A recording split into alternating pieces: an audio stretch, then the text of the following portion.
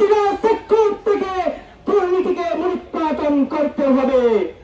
সংগ্রামী উপস্থিতি, বিগত 16 বছর আওয়ামী সন্ত্রাসীরা ছাত্রলীগ যুবলীগ সহ তাদের পালিত পুলিশ যে ধরনের অন্যায় অবিচার বাংলাদেশের 90% মানুষের সাথে করেছিল, এই প্রতিটা সেক্টর থেকে চিহ্নিত করে এদেরকে জনতার আদালতে বিচার করতে হবে।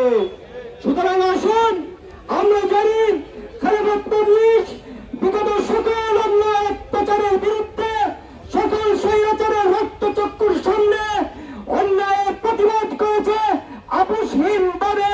আমরা জানি বিগত 1 জুলাই সারা দেশে যখন কারফিউ চালু করেছিল, আওয়ামী লীগের পুলিশ বাহিনী, র্যাব বাহিনী আকাশ থেকে হেলিকপ্টারে করে মানুষকে গুলি করে হত্যা করেছিল।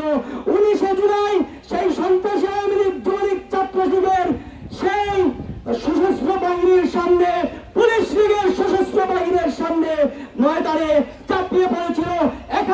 এখনো সামাজিক সোশ্যাল সাইটে আমরা দেখতে পাই 19 জুলাই খেলাফত মজলিস বায়তুল মুকাররমে সেই সশস্ত্র বাহিনীর সামনে বৈষম্য বিরোধী ছাত্র আন্দোলনের পক্ষে যে আন্দোলন করেছিল, তারই সফলতা 5 আগস্ট আমরা পেয়েছি। আমরা বৈষম্য বিরোধী ছাত্র আন্দোলনের নেতৃত্বে 5 আগস্ট বাংলাদেশকে দ্বিতীয়বারের মতো স্বাধীনতা অর্জন করেছি।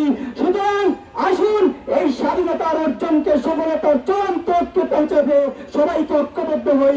খেলাফত মজলিসের সকল কর্মসূচিতে সবাইকে সক্রিয় অংশগ্রহণ করার উদাত্ত আহ্বান রেখে আমি আমার বক্তব্য এখানে শেষ করেছি। বাংলাদেশ জিন্দাবাদ, খেলাফত মজলিস জিন্দাবাদ, মৌলানা আব্দুল বাসিত আজাদ, ডক্টর আহমদ আব্দুল কাদের জিন্দাবাদ।